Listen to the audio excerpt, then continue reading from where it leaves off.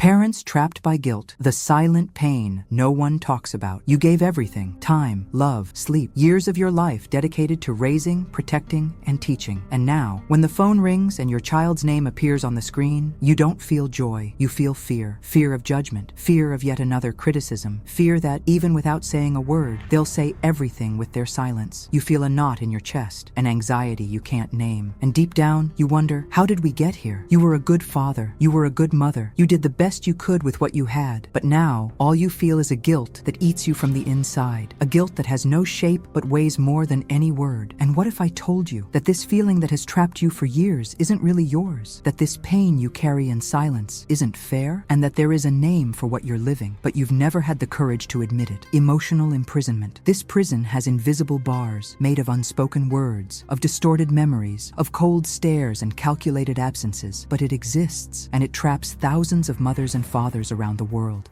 Virginia Satir, one of the most powerful voices in family therapy in the 20th century, used to say, "Most families don't live, they perform." And you, perhaps without realizing, have been performing for years, pretending everything is fine, pretending it doesn't hurt, pretending you don't miss the child you raised with so much love, but who now treats you as if you were to blame for everything. This video is an invitation, a silent but urgent call, a space where, perhaps for the first time, you can take a deep breath and say, "I don't deserve to live like this." You will discover why guilt settles so easily in parents, how adult children can become emotionally abusive, what are the invisible signs of this manipulation, and above all, how to break this cycle with courage, dignity, and self-respect. Because sometimes what traps you isn't what was done to you. It's what you still believe you must accept. The silent cycle of guilt. When being a parent becomes an emotional prison, you don't know exactly when it started. Maybe it was in a harsh conversation, or a cold response, or maybe the day your child simply stopped calling. Time passed, and your presence began to feel like a burden. Their silence, once rare, became routine, and the few words that do come now are loaded with judgment, weight, and distance. You begin to ask yourself, what did I do wrong? Did I really fail that badly? Even trying my best, did I ruin everything? And then guilt appears, subtle but devastating. Guilt doesn't scream, it settles in the smallest gestures, in the fear of saying too much, in the urge to please at any cost, in the constant doubt about everything you were, said, or did. You replay the past like an old film, searching for the exact moment when everything went wrong. You remember the sleepless nights, the sacrifices, the times you stopped living for yourself. But what echoes now are the criticisms, the blame, words that hurt more than any slap. You were never there. You made me this way. You only care about yourself. Phrases like these leave marks deeper than most imagine, and you accept them. Out of love, out of fear, out of shame. You accept them because you believe it's the price you must pay for past mistakes. You accept them because you think that if you endure long enough, maybe you'll win back their love. You accept them because you're terrified of losing what little connection still remains. But this is the cruelest part. The more you erase yourself, the more the other pushes. The more you stay silent, the less you're respected, and the bond becomes a minefield. You walk in silence. Step carefully. Avoid any move that might explode into hurt or rejection. Virginia Satir, pioneer of family therapy, warned, constant guilt is the fuel of emotional submission. Parents trapped in guilt become hostages, trying to fix the past with gifts, with favors, with swallowed words. But in the process, they surrender their own dignity. Guilt, when left unresolved, becomes a chain, and you begin to live just to avoid rejection, to avoid failing again, to not lose for good the one you love so much. But that guilt, most of the time, isn't even yours. It was planted in you by distorted memories, by adult children who found comfort in the role of the victim, where they can demand without giving, where they can point fingers without looking at themselves, and you, with a vulnerable heart, accept it and lose yourself. But here comes a hard truth, and a necessary one. You don't need to destroy yourself to hold on to anyone's love. You don't need to sacrifice your peace to pay for mistakes that often weren't even yours. And even if you did make mistakes, like every human being, that does not give anyone the right to keep you emotionally chained. Virginia Satir said that true love is born from freedom, and that every healthy relationship starts with respect. Without respect, what's left is dependence, fear, pain, disguised as connection. You don't need permission to set yourself free. You don't need your child to change, apologize, or acknowledge what you've done, because the most powerful forgiveness is the one you give yourself. Maybe they'll never acknowledge it. Maybe they'll never understand how much they hurt you. Maybe they'll keep treating you with coldness. And that's okay, because now you're starting to understand that love isn't what holds you captive. It's what sets you free. You can take a deep breath and say, I did what I could, and now I choose to respect myself. You can move forward, lighter, without carrying this guilt that no longer belongs to you. You can love, yes, but without self-sacrifice. And if you need to walk away in order to survive, then let distance be an act of self-love. Because sometimes the greatest proof of love is refusing to be destroyed in someone else's name. It's not love that justifies pain. It's respect that sustains any relationship. Virginia Satir's view on false family roles. Virginia Satir didn't see families as groups of people simply living under the same roof. She saw them as complex emotional systems where each member, consciously or not, takes on a role that is often imposed, not chosen, and one that can slowly destroy the person playing it. She used to say, most families don't live, they perform, and that may be exactly what you're experiencing, a silent performance. A role handed to you years ago that you've never had the courage to step away from. On the outside, everything looks normal, but deep down, you know, you're just playing a part. Playing the patient mother, the resilient father, the person who swallows everything in the name of family harmony. But forced balance is a form of prison, and the myth of family harmony comes at a high cost. It costs your peace, your emotional health, your identity. Inside this family theater, roles repeat. The child becomes the judge, the mother, the martyr, the father, the silent defendant, and each one believes they're acting out of love, but in truth, they're just trying to survive what they were taught. Because these roles don't come from nowhere. They are emotional inheritances, unconscious repetitions of patterns passed down through generations. Parents hurt by their own parents, who, without realizing, raised children who are now hurting back. Virginia Satir called this the invisible emotional legacy, what is passed down not through objects or photos, but through gestures, through silence, through the way each family member learns to behave, to not be a problem, to not be rejected, to keep the family together. And the saddest part? When these roles aren't broken, they become destiny. You start to believe it was always this way, that it's just your nature, that this pain is normal, but it's not. You weren't born to be your family's eternal scapegoat. You weren't put on this earth to accept emotional scraps in exchange for supposed unconditional love. Satir taught that every system can be reconfigured as long as one member has the courage to break the pattern, and maybe that person is you. You don't have to repeat the story. You can be the rupture, the one who says, I won't perform anymore. I will live with truth, with boundaries, with respect. Because when you change, even if the system resists, even if criticism comes, the cycle can no longer repeat in the same way. You remove the fuel, you interrupt the script, you reject the role, and that is the beginning of freedom. You are not the role they gave you. You are the person who chooses to break free from it. Signs that guilt has become emotional imprisonment. Not every prison has bars. Not every jail has walls. Sometimes what traps you is invisible. It lives inside you, in the form of guilt. Guilt is sneaky. It doesn't arrive with noise. It seeps into silences, into unresolved memories, into phrases someone said years ago and that never left your mind. And the cruelest part? It doesn't bind you with force. It convinces you to stay. If you feel that to maintain someone's love, you must silence yourself, erase yourself, shrink yourself, there's a good chance you're trapped in guilt. And this emotional prison has signs, subtle signs, almost imperceptible to others, but devastating for those living inside it. Sign 1. You're always walking on eggshells. You think 1,000 times before speaking to your child. You avoid certain topics. You even avoid showing affection for fear of rejection. Silence has become your strategy, and affection a minefield. You're afraid of upsetting them, of hearing another criticism, of provoking more distance, so you choose to stay quiet. But that's not care, that's fear. And fear has never been the foundation of a healthy relationship. It's a sign of emotional imprisonment. Sign 2. You feel guilty all the time. If they're sad, it's your fault. If they fail at work, it's because you raised them wrong. If they end up in toxic relationships, it's because you weren't present enough. If they don't reach out to you, it's because you weren't a good father or mother. You spent your life trying to do things right, and now you carry all of their failures on your back. You no longer try to understand. You simply accept the blame, even when it isn't yours, because deep down, you believe maybe you deserve it. Sign 3. You feel the need to justify your existence. You feel like you constantly need to prove you're worthy of love. You remind them of your sacrifices. You explain old decisions. You try to convince them you did your best, but nothing seems enough. It's like standing trial in an invisible courtroom where you're the only defendant and the verdict was decided long ago. You keep apologizing, not for something you did now, but for an entire past that never got forgiveness and maybe never will. Sign 4. They only show up when they need something and disappear when you need them. You feel like you're only remembered when there's something to offer: money, help, time, emotional support. But when you're sick, when you need a conversation, a hug, a presence, they vanish. They ignore you, pretend they didn't see the message. This on and off abandonment isn't a coincidence. It's control, a silent form of emotional punishment. You find yourself accepting crumbs because you're afraid of ending up with nothing at all. Sign 5. You start doubting your own reality. When you finally try to express your pain, they say you're exaggerating, that you're twisting everything, that you're dramatic, that you're too sensitive. You begin to doubt your feelings, to wonder if you're actually being unfair, to question whether you're just imagining things. This is a manipulation tactic called emotional gaslighting, and it destroys your confidence. It makes you apologize, even for what you feel. Virginia Satir called this chronic emotional invalidation. It's when someone erases your pain just to avoid confronting their own behavior. Sign 6. You fear being pushed away. You do everything you can to preserve the little you still have. You accept the silence, tolerate the contempt, swallow your pride, abandon your own boundaries. You've seen this child walk away from others, and now you live in fear of being the next, and that fear keeps you chained. You no longer know what emotional freedom feels like. You only know how to not disturb, not provoke, not upset. But this isn't love. It's dependence. It's submission. It's the portrait of someone who believes they must sacrifice themselves to be worthy of affection. Guilt became a prison the day you stopped recognizing yourself, the day your feelings became less important than the emotional comfort of the other, the day you decided that being accepted was more important than being whole. But Virginia Satir used to say, change happens when someone in the family decides to step out of the role they've been assigned. Maybe that someone needs to be you. You don't have to stay in this cycle. You can love without erasing yourself. You can care without blaming yourself. You can try to rebuild without destroying yourself, because the biggest sign that guilt has become prison is when you forget that you have the right to live in peace. And starting today, you can remember the distortion of memory, how abusive adult children manipulate the past to maintain power. Memories are not exact records. They're not perfect files stored in the mind. They are interpretations, fragments, emotions mixed with images and sounds. And because of that, they can be manipulated, especially by those who have something to gain from distortion. Abusive adult children know this, and they use memory as a weapon. They don't scream, they don't hit, but they tell the story in a way where you are always the villain. Maybe you've heard things like, "You were never there for me. All you did was criticize. You traumatized me." And in that moment, your heart sinks. You try to remember. Search your memories for a scene that would justify such words. And even if you don't find one, you stay silent, because their tone is so confident, so convincing, that it makes you doubt yourself. That's the strategy: to retell the past selectively, to highlight your mistakes, to ignore your efforts, to turn human flaws into definitive proof of emotional failure. And the worst part? They repeat these distorted versions so many times that part of you starts to believe it. You're no longer sure if you were a good father, a good mother, if what you did out of love was actually love, or just a clumsy way of hurting them. Virginia Satir used to say that the stories we tell about our family shape our identity, and when those stories are manipulated, they trap us, they limit us, they blame us. The abusive child takes real memories, an argument, a scolding, a difficult moment, and turns it into a fixed narrative, as if you were always cold, always absent, always failing. And that is where the violence hides, because no yelling is needed to hurt. All it takes is reframing the past in a way that shames you, that silences you, that makes you feel an eternal debt. You try to respond, but I was there, I tried, I did my best. But they've already decided you are guilty. And any attempt to defend yourself becomes further proof of your supposed inability to admit your mistakes. It's an unfair game, a courtroom with no defense, where memories become convictions, and silence your only shot at keeping some peace. But that peace is fake. It's a truce that comes at a high cost. It costs your truth, your story, your dignity, because you know you weren't perfect, but you also know you were there, that you loved, that you sacrificed things no one ever saw, and that now are being erased from the narrative as if they never existed. Virginia Satir used to say that a healthy family must have a balanced memory, to remember the good moments, to acknowledge the bad ones, to give space to complexity. But abusive children don't handle complexity. They want certainty, targets, someone to blame. And you, who were always there, become the easiest target because they know you. They know where it hurts. They know you'll stay silent to preserve the bond. And that's how they keep control. They distort the past to control the present. They keep you tied to what you supposedly did, so you never question what they're doing now. And you keep trying. You offer help. You apologize. You tolerate the contempt, just to not completely lose the child you raised. But here's a truth that must be said. You shouldn't spend the rest of your life paying for a past rewritten by someone else. You have the right to tell your version, to remember with clarity, to acknowledge your mistakes, yes, but also to honor everything you did right. You have the right to free yourself from the narrative that keeps you trapped, because behind the guilt, there's someone who loved the best they could, who got more things right than were ever acknowledged, who was there when no one else was, and who now deserves more than this invisible punishment that repeats itself in silence. Virginia Satir used to say that rebuilding a family story is an act of courage. And perhaps the first step is to say, that memory isn't just his, it's mine too,